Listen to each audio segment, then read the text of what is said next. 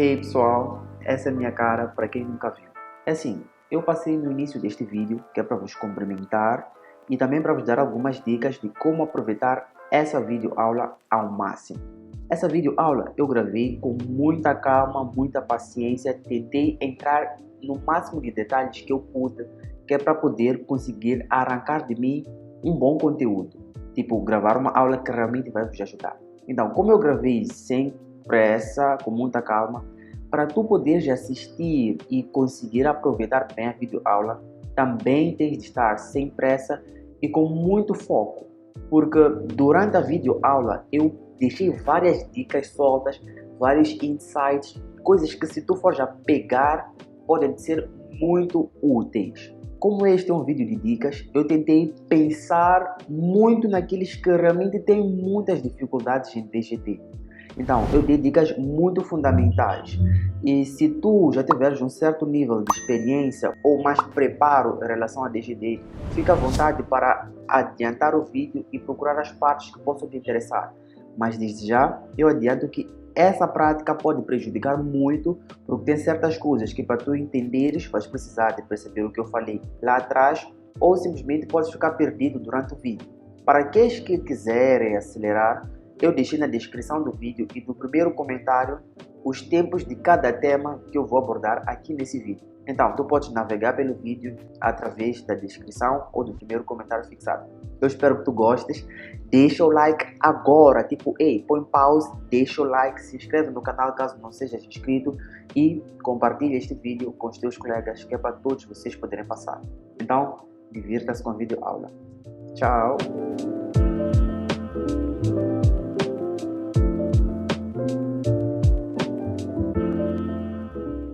Então, seja muito bem-vindo a esse incrível vídeo. Assim, como dá para ver na tela, ou como dá para ver pelo título do vídeo, este vídeo tem como ideia principal ser uma preparação para o exame. O que me levou a querer gravar este vídeo é basicamente estar a lidar diariamente com alunos que mandam mensagem no DM ou nos comentários a mostrarem uma grande preocupação em relação aos exames, porque eles querem ter aulas de preparação e na data em que eu estou a gravar este vídeo, faltam acessivamente 2 semanas e meias para o exame de DGD. E esse tempo é muito curto, tanto para eu poder entregar o meu método, como também para o aluno poder absorver todas as matérias, considerando que ele ainda tem de estudar as outras disciplinas. Fora isso, também tem o fator espaço ou a limitação espacial que nós temos aqui na nossa explicação presencial. Então, juntando todos esses fatores, eu decidi desde sempre, ou seja, desde o início da DGD Fácil, arranjar uma forma de poder ajudar o maior número de alunos possíveis. E graças a Deus a internet hoje nos permite poder afetar várias pessoas de uma única só vez. Então, este vídeo eu acredito que vai poder ajudar muitos e muitos alunos que têm dificuldades em DGD. Vai lhes deixar um pouco mais preparados para o exame e também acredito que vai lhes ajudar a saber onde ou o que estudar ou como estudar para poder obter a melhor qualidade em termos de resultados. A ideia é poder ajudar os alunos que não têm como ter a explicação presencial. Até em parte fico feliz em fazer esse vídeo porque o futuro da DGD Fácil é exatamente esse: utilizar a internet para poder ajudar o máximo número de alunos. Eu sei que tem alguns que já me conhecem e meio que sabem que eu sou Madali Mbate.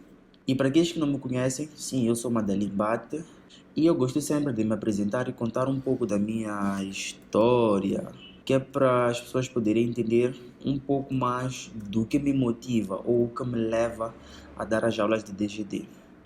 E tudo começou há uns anos atrás, quando eu senti muito medo de reprovar nos exames.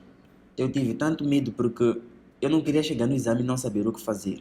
Mas graças a Deus, antes dos exames, eu consegui descobrir uma forma de conseguir vencer o medo e desenvolver as minhas habilidades em DGD.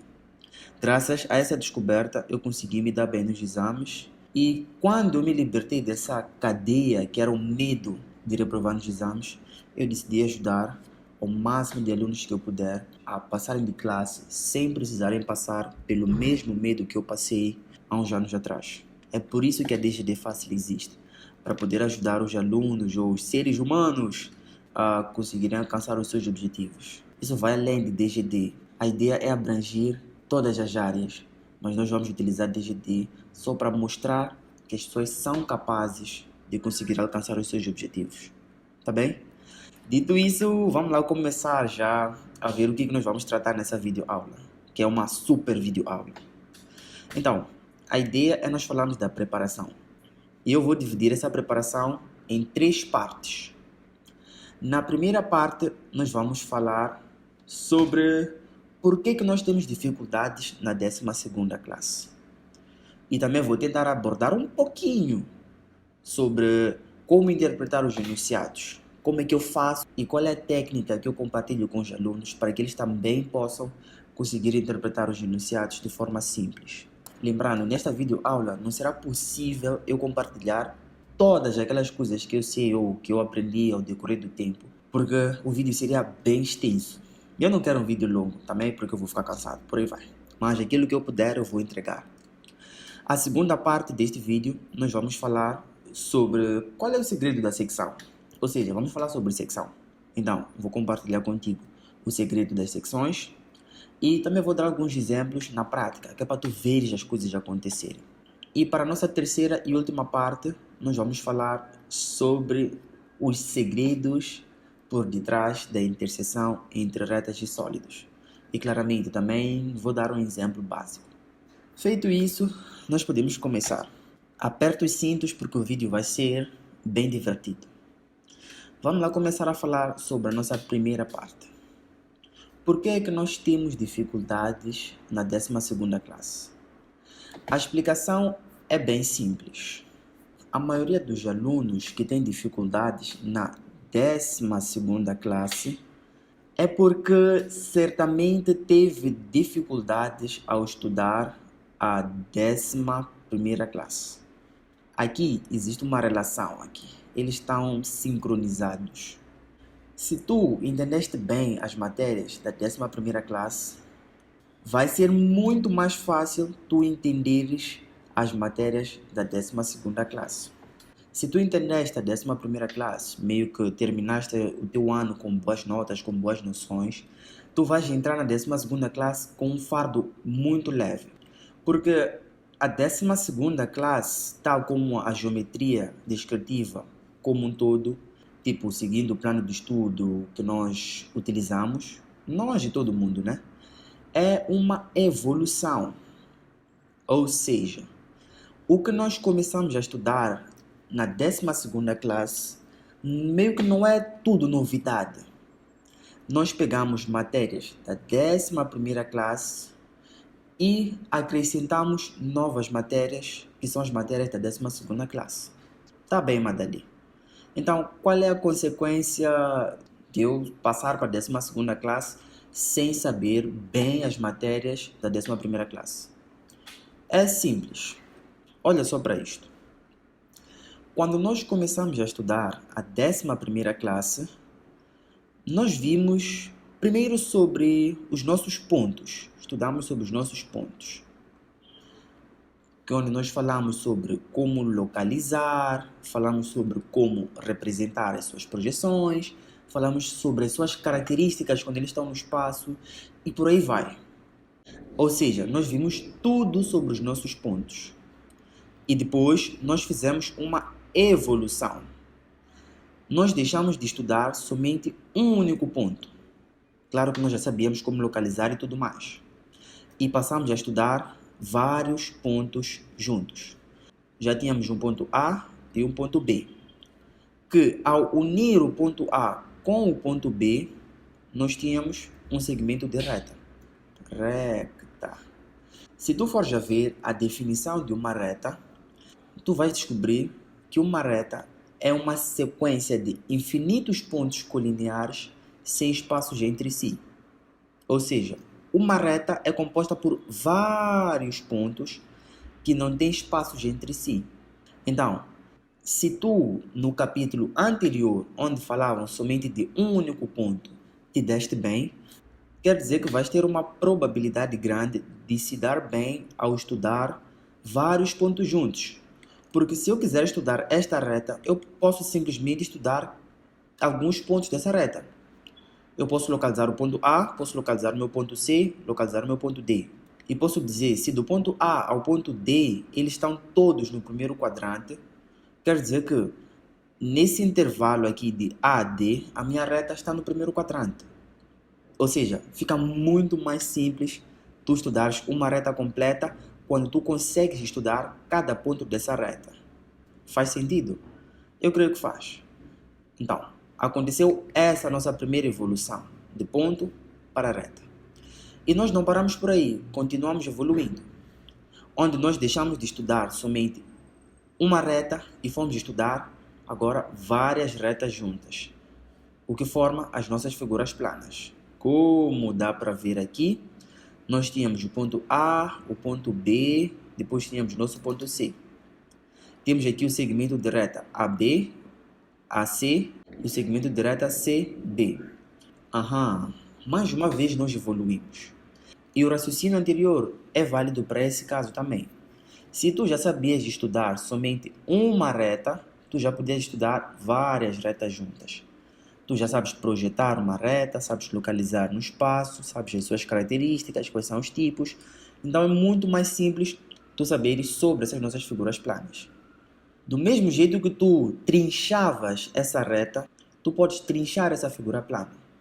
Isso significa que, para estudar essa figura plana, tu podias pegar e não estudar a reta por completo. Estudar somente o ponto A, localizar, saber quais são as suas características. E depois o ponto B, localizar e saber as suas características. E depois é só juntar o útil ao agradável. De A para B, se está tudo no segundo quadrante, quer dizer que esse segmento AB está no segundo quadrante. Então, tu tens essa capacidade de pegar algo complexo e dividir. E esse é um dos segredos de DGD já agora. Tu não tentas estudar tudo de uma só vez. Tu divides em pedaços pequenos. E pelo que eu saiba, a nossa unidade mínima em DGD é um ponto. Então, tu divides essa tua figura complexa, que é uma figura plana, até uma reta, pegas a reta, divides até um ponto. Ok, as coisas estão bem divertidas até agora. Só que nós não paramos de evoluir aqui. Nós fazemos mais uma última evolução, isso no 11º ano, que é basicamente nós sairmos de estudar somente uma figura plana para começar a estudar várias figuras planas juntas, o que nós chamamos de sólidos. Como dá para ver, nós temos aqui esse nosso sólido, que é uma pirâmide, que é composta por várias figuras planas. A base da nossa pirâmide, que é o que eu estou a desenhar agora, é um triângulo. E é uma figura plana. Esqueci de nomear aqui. Plana. É um N isto. Esta face que nós temos quando unimos este vértice A, o vértice B, até o nosso vértice C, forma um triângulo, que também é uma figura plana. Temos a figura plana da base e temos esta da face. Como dá para ver, temos outras figuras planas que somadas formam o nosso sólido. Deu para ver mais uma vez que foi uma evolução. E o raciocínio ainda é válido. Para estudar esta figura toda, tu podes muito bem dividir em pacotes pequenos. Ou seja, ao invés de estudar todo o teu sólido, tu podes estudar somente uma figura plana, que pode ser a base. Para entender mais, ao estudar a figura plana, que é a base, tu podes dividir em retas. E se ainda tiveres dificuldades em como dividir em retas, tu podes dividir em pontos. Ou seja, quando tu tens dificuldades na 11ª classe, que são estas matérias aqui, é muito normal tu teres dificuldades na 12ª classe. Porque na 12ª classe, nós começamos meio que deste ponto aqui, onde te dão um sólido e tu começas logo tendo de seccionar esse sólido. E seccionar o sólido nada mais do que nós cortarmos o sólido através de um plano. Ou seja, nos dão um sólido e nos dão um plano que corta o nosso sólido. Então, para tu fazeres essa matéria da 12ª classe, que é a secção de sólidos, no mínimo tens de saber projetar o teu sólido. E projetar os sólidos é uma coisa que nós aprendemos lá atrás. Então, quando tu tens dificuldades em como projetar os sólidos, é justamente porque tu tens alguma dificuldade aqui atrás. Se tu tens alguma dificuldade nesse passado, tu vais ter dificuldades neste presente, que é a representação dos nossos sólidos e também a interpretação dos nossos enunciados. Porque se nos dizem que uma das arestas do nosso sólido é de nível, vamos lá, é uma pirâmide que tem uma das arestas de nível, ou seja, a aresta da base. Para nós entendermos essa passagem que dizem aresta da base, nós temos de entender primeiro o que é uma aresta. Aresta escreve-se com dobro R. Deixa eu ver aqui. Aresta. Não. Aresta escreve-se com um único R. Tá bem. Para nós entendermos bem essa passagem que falam de uma aresta da base, que é de nível, nós temos de entender o que é uma aresta. E uma aresta, como eu pesquisei aqui, aresta, deixa eu colocar aqui, coisa insignificante, imperecível. Qualquer, sei lá, não dá para confiar nessas definições. Não dá para confiar nessas definições. Deve ter algum. Ah, ok. Cada um dos lados dos ângulos planos que formam um ângulo. Tá bem, dá, essa definição dá, mas deixa eu ignorar, vou falar da minha definição. Arestas são os nossos lados da nossa figura plana. Por exemplo, de A para C é uma das arestas. De C para B é uma das arestas. Ou seja, são essas linhas que nós temos quando unimos os vértices das nossas figuras planas. E as nossas arestas são retas, porque os lados das nossas figuras planas são retas. Então, tu já fizeste meio que uma dedução.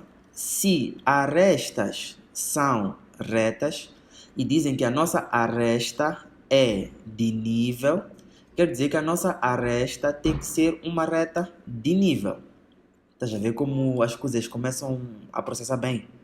Vamos aprofundar um pouco mais sobre essa forma de pensar lá à frente quando estivermos a falar sobre como interpretar os enunciados. Se bem que já serve como uma introdução. Mas vamos lá.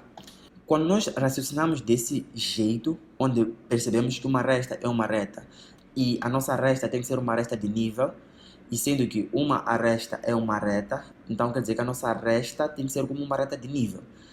Nós podemos chegar à conclusão de que a nossa resta vai ficar deste modo aqui. N2, N1. Prontos, chegamos à conclusão. Dessa nossa base, do nosso prisma, um dos lados tem de ser exatamente assim, que poderia ser o nosso lado A, B, aqui teríamos o nosso A1 e o nosso B1. Se fosse uma base triangular, teríamos um lado assim, poderia ficar assim o nosso triângulo, o nosso C estaria aqui. Este AB seria a nossa reta de nível. Mais uma vez, quando tu tens essa habilidade de trinchar as tuas informações, fica muito mais simples entender os enunciados de DGD.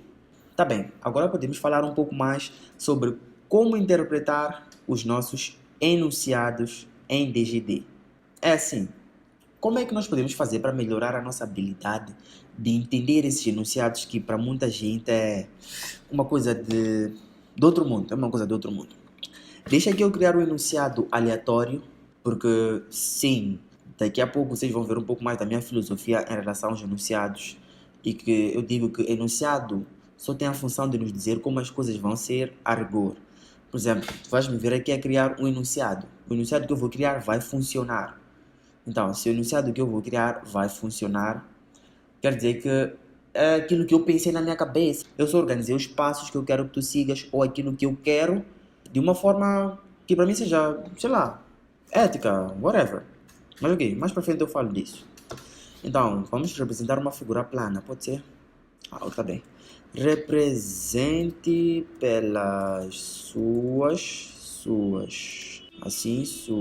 projeções um quadrado assente num plano de nível, sabendo que um dos lados...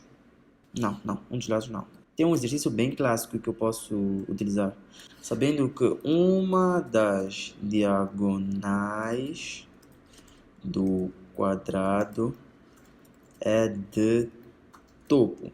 Eu disse que o nosso quadrado está onde? Assim de um plano de nível, certo? Ok, uma das diagonais do nosso quadrado é de topo. O lado do quadrado mede 5 centímetros e o centro das suas diagonais, eu sei que diagonais levam um acento, não é isso? E o centro das suas diagonais, acho que não, é o ponto O com 4 centímetros de afastamento e 2 centímetros de cota. Prontos, está aqui um enunciado bem top. Vamos deixar assim. X, mas é assim mesmo como fica. Tá bem, vou deixar aqui. Assim, bem aqui. Vai dar para utilizar.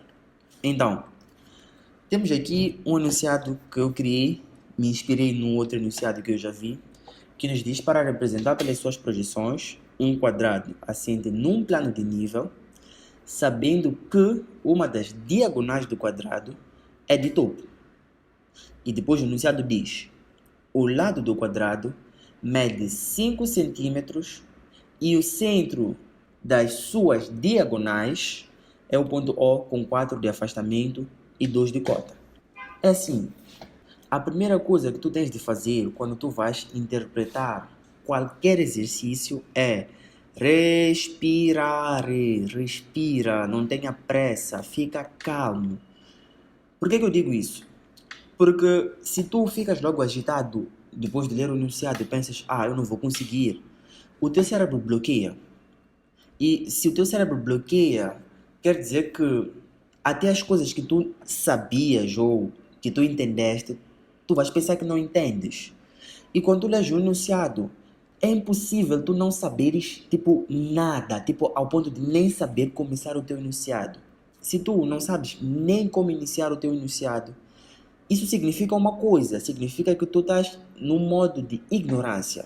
E atenção que um modo de ignorância não é uma ofensa. Simplesmente quer dizer que tu não sabes sobre aquele assunto, ou nunca viste sobre aquele assunto porque não estudaste, ou sei lá, tu não sabes sobre o assunto. Mas quando tu já sabes sobre o assunto, ou seja, já saíste do modo de ignorância, quer dizer que tu passaste para um estado onde tu já tens alguma noção. O que tu tens é dúvida de para que caminho vai seguir. Então, pega o mindset agora.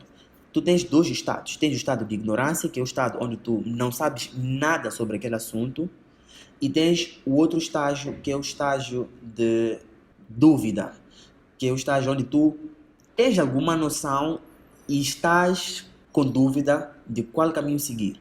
Ou seja, tu desenhaste alguma coisa, só que não sabes se esse é o caminho que deve seguir ou se esse é o caminho que deve seguir. Então, é impossível, depois de teres estudado, não saberes nem por onde começar, tá bem? Mas é importante tu saberes exatamente onde tu estás. Se estás no estado de ignorância ou se estás no estado de dúvida. Mais uma vez, estado de ignorância não é uma ofensa. Simplesmente quer dizer que tu não tens noções sobre aquele assunto. Ok? Tá bem. Então, na maioria das vezes, os alunos estão em estado de dúvida. Só que eles nem sabem que estão no estado de dúvida porque eles logo se diagnosticam com estado de ignorância. Ele diz, eu não sei nada, eu não sei nem por onde começar. Tu de me explicar. Ok, isso significa que eu tenho que te dar todas as aulas do zero, porque tu estás a dizer que não sabes nada, absolutamente nada. Então quer dizer que eu tenho que te ensinar do zero. Mas se tu dizes, eu tenho dúvida nisto, aí já mudamos o disco. Eu digo, ok, então eu tenho que te explicar a partir daqui, eu tenho que te explicar isso.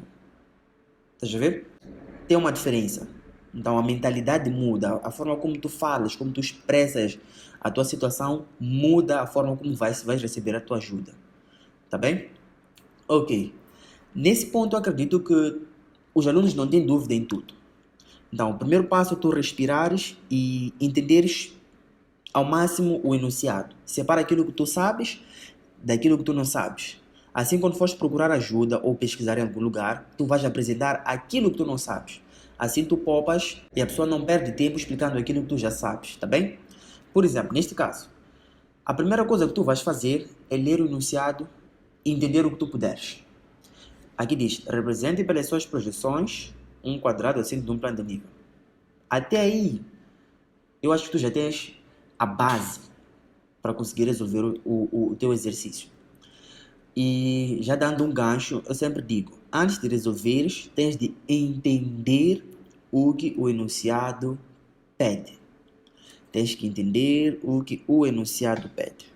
E neste caso, o nosso enunciado nos pede para representar as projeções de um quadrado assente num plano de nível, sabendo que uma das diagonais do quadrado é de topo.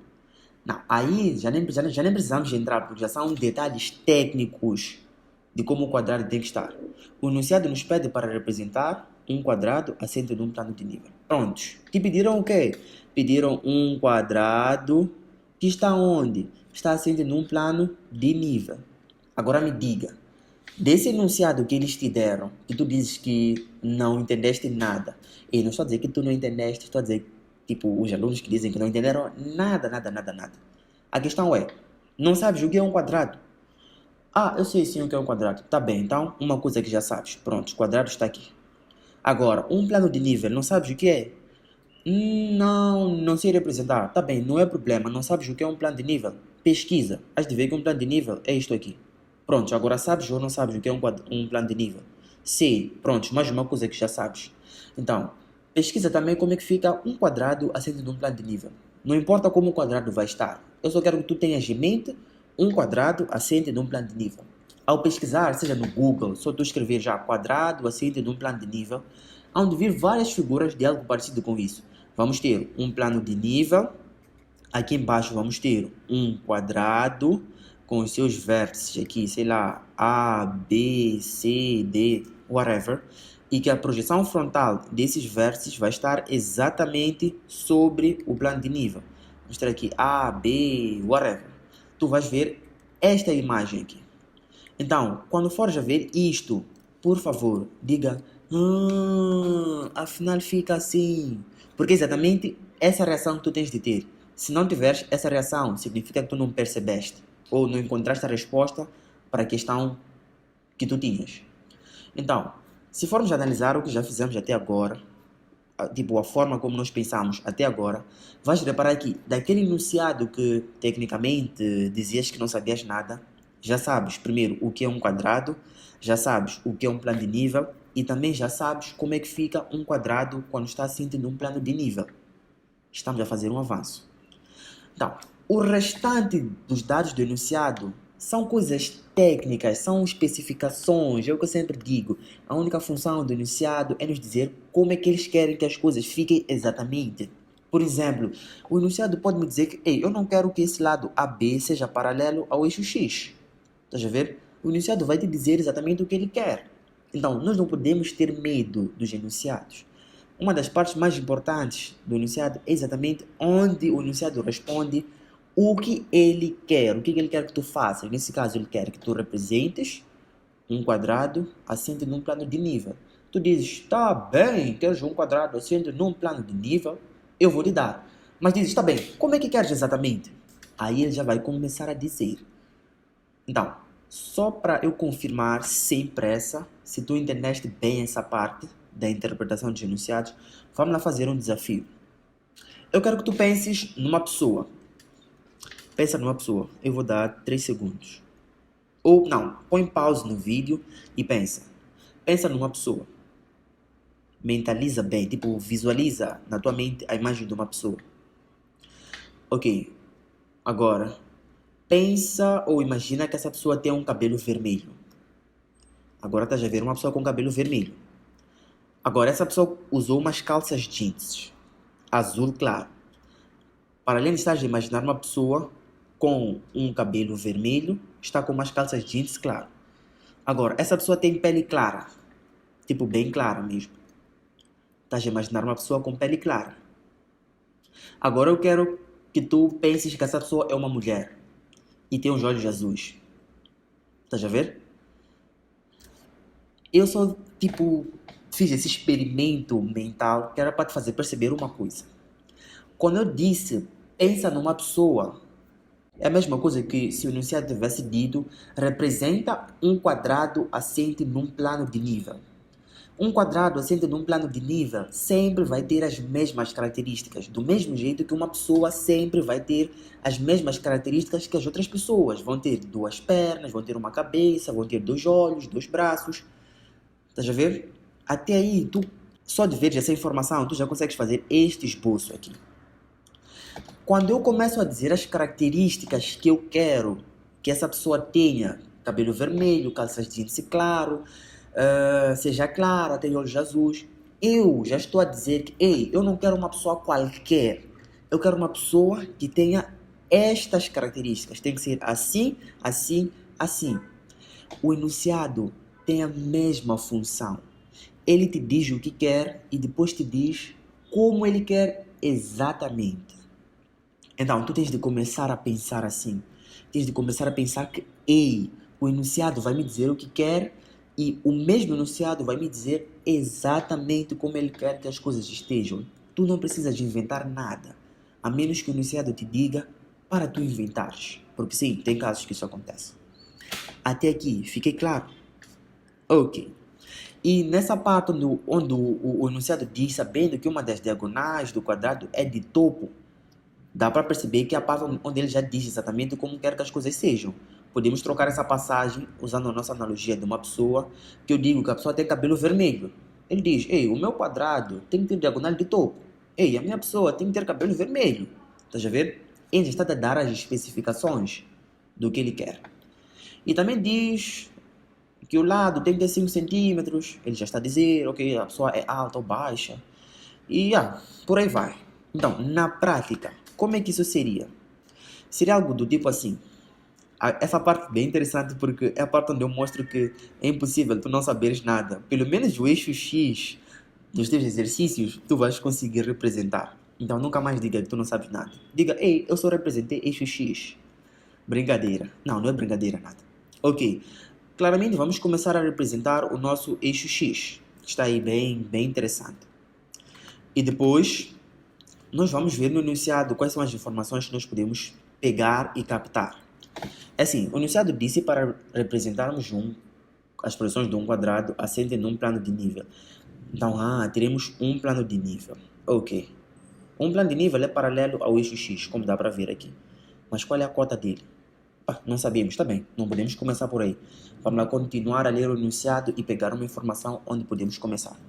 Cada um começa do sítio onde achar interessante, desde que chegue ao mesmo resultado. Então, o que dizem? Sabendo que uma das diagonais do quadrado é de topo. Ok, tá bem. Depois, o lado mede 5 centímetros e o centro das suas diagonais de um ponto O com 4 centímetros de afastamento e 2 de cota. Posso começar por aqui? Posso, sim. Me deram cota e afastamento? Posso representar, é bem simples. É só eu pegar uma linha de chamada e passar por aqui, assim. Bem por aqui. Depois eu posso marcar. Posso marcar assim. Aqui, a partir do eixo X para baixo, vou ter os meus 4 centímetros de afastamento, que estarão bem aqui. 4 centímetros de afastamento. E do eixo X para cima, eu vou ter os meus 2 centímetros de cota, que vão estar aqui, assim.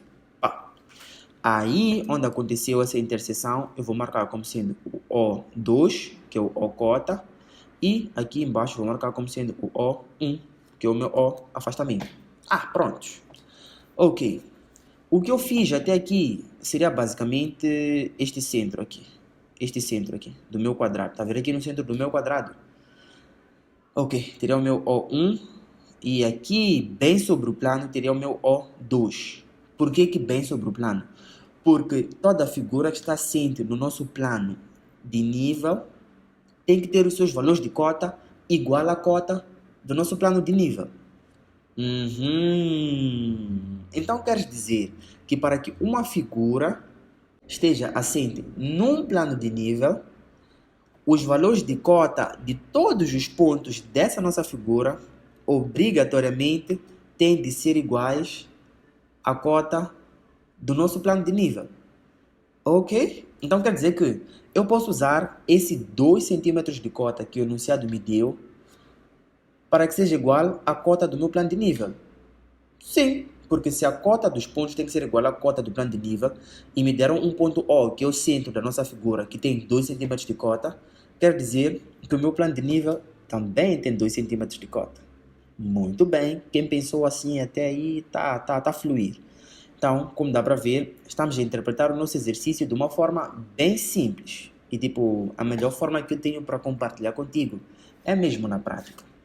Prontos, só fazendo esse pequeno raciocínio e projetando esse ponto O, nós já conseguimos encontrar o nosso plano de nível. Ah, tá bem, tá bem. Então aqui eu posso pôr V de π, que é o meu plano de nível. Continuando.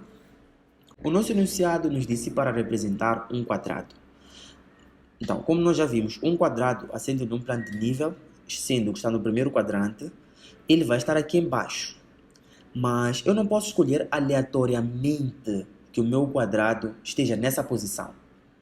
Então, o que eu vou fazer? Eu vou para o enunciado e vejo como ele quer que o quadrado esteja exatamente. Eu já descobri que ele quer que este ponto O seja o centro do meu quadrado. Mas isso não é suficiente. É um passo, mas não é tudo. Voltando, o enunciado nos diz que uma das diagonais do nosso quadrado é de topo. Então, tu não sabes o que significa esse dado. Ei, o que significa uma das diagonais é de topo? Então, tu paras e pensas. Ok, o que é uma diagonal de um quadrado? Para que seja de topo. Então, mais uma vez, tu vais utilizar a técnica que nós vimos lá atrás. Vamos pegar uma informação e vamos dividir em pequenos pacotes.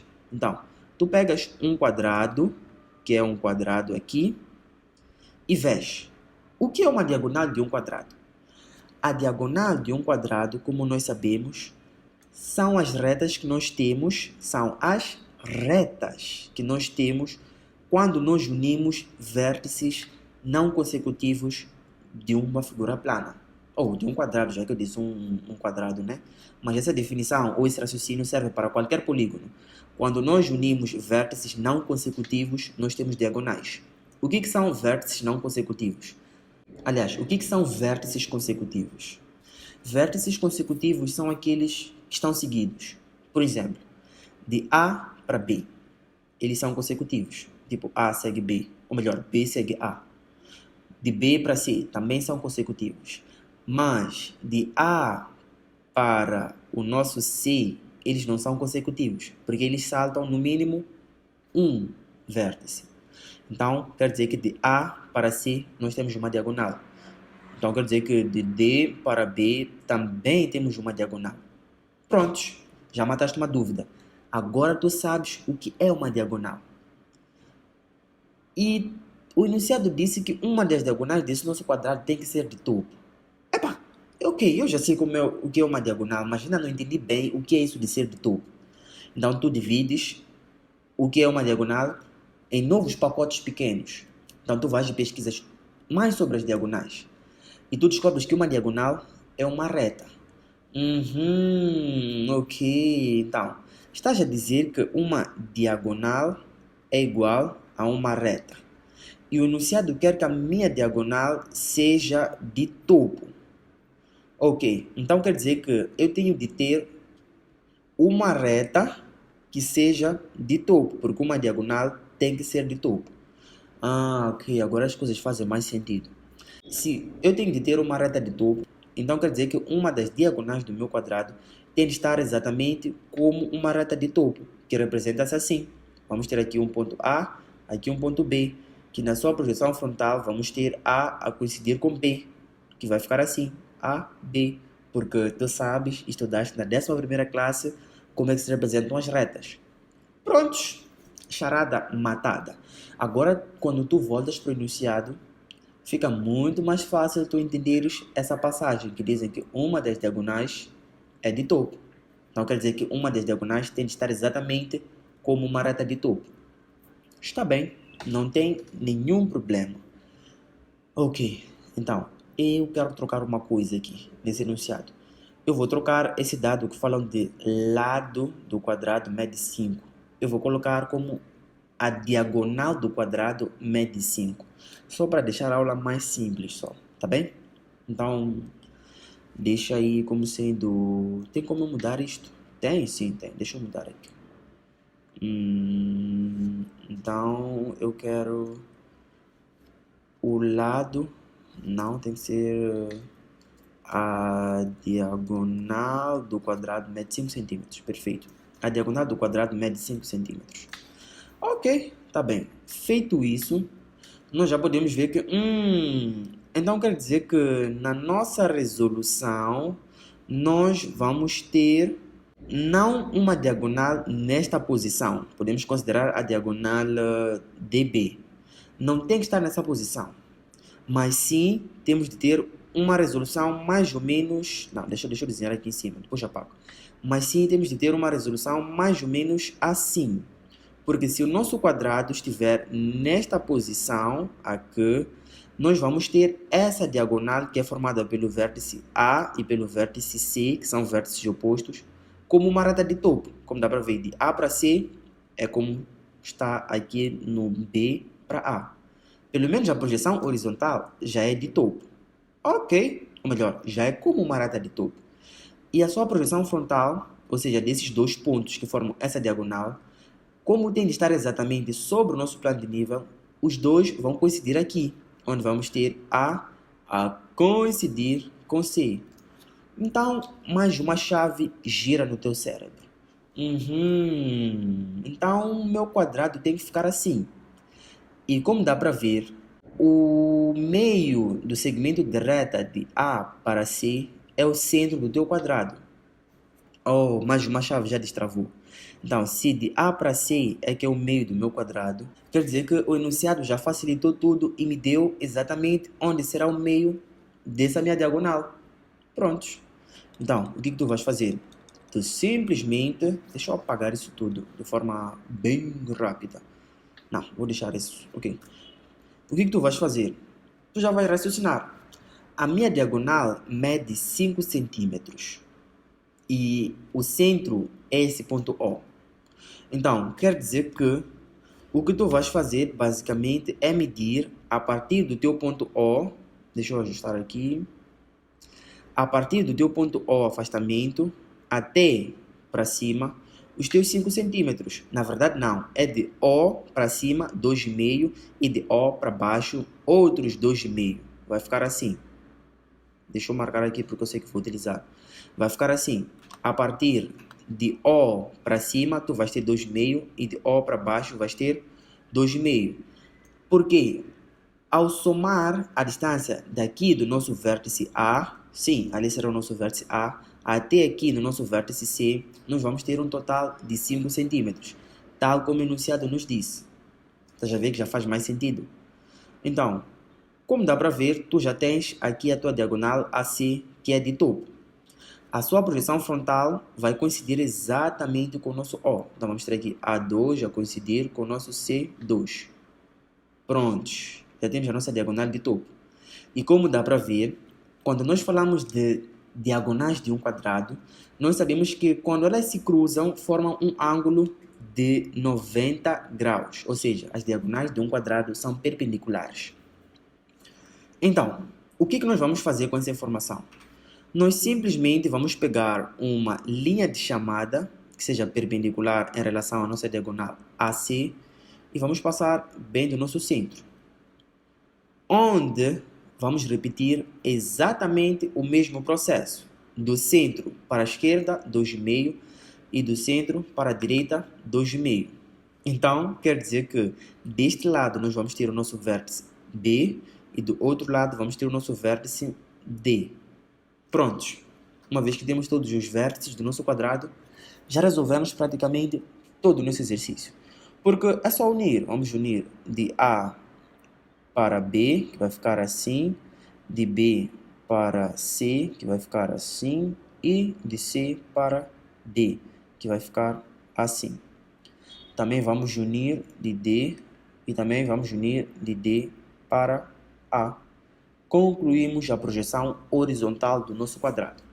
Daqui a pouco, antes de irmos para um pequeno intervalo, eu vou compartilhar contigo como é que tu fazes para saber se a tua resolução está certa ou não. Eu chamo isso de verificação, ok?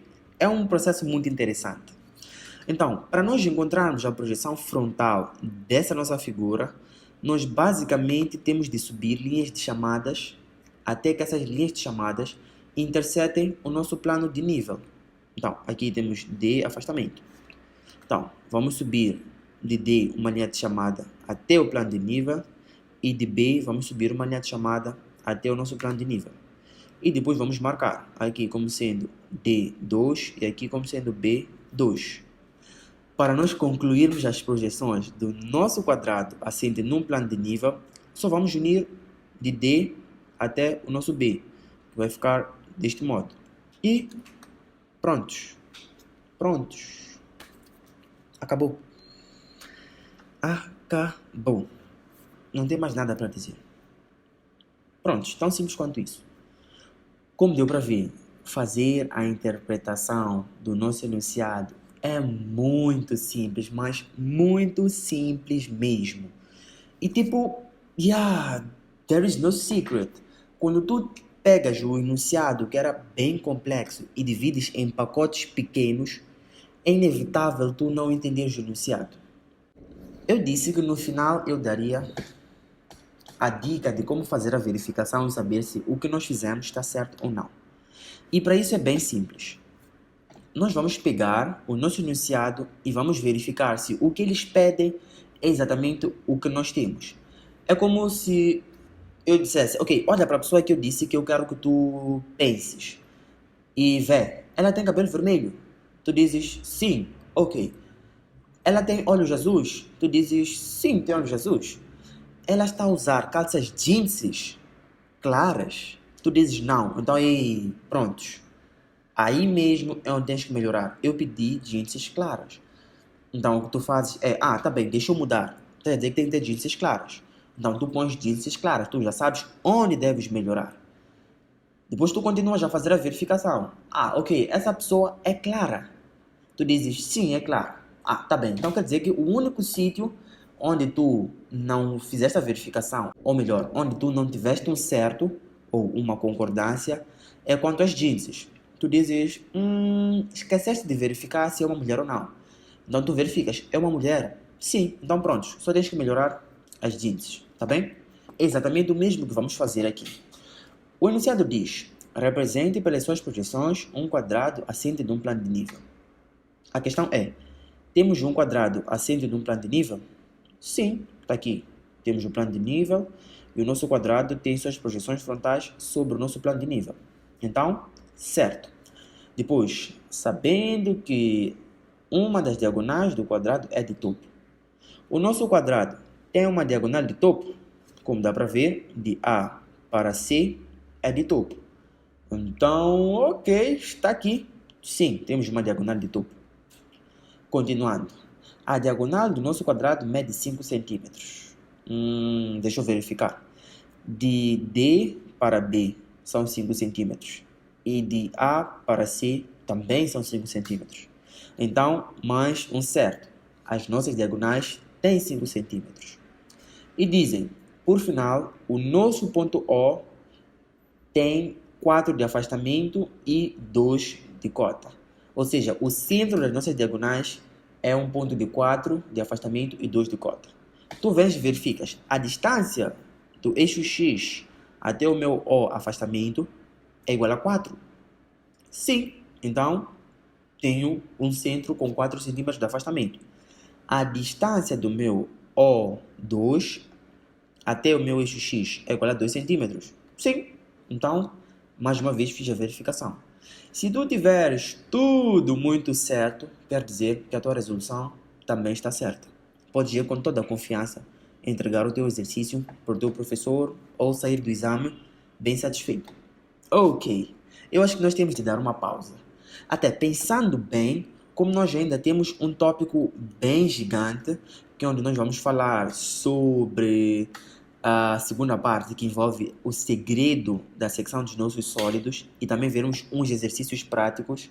Eu acho que será bem interessante se eu dividir essa aula em duas partes, porque até agora eu já gravei uns 54 minutos. Eu sei que 54 minutos ou é um pouco menos que isso.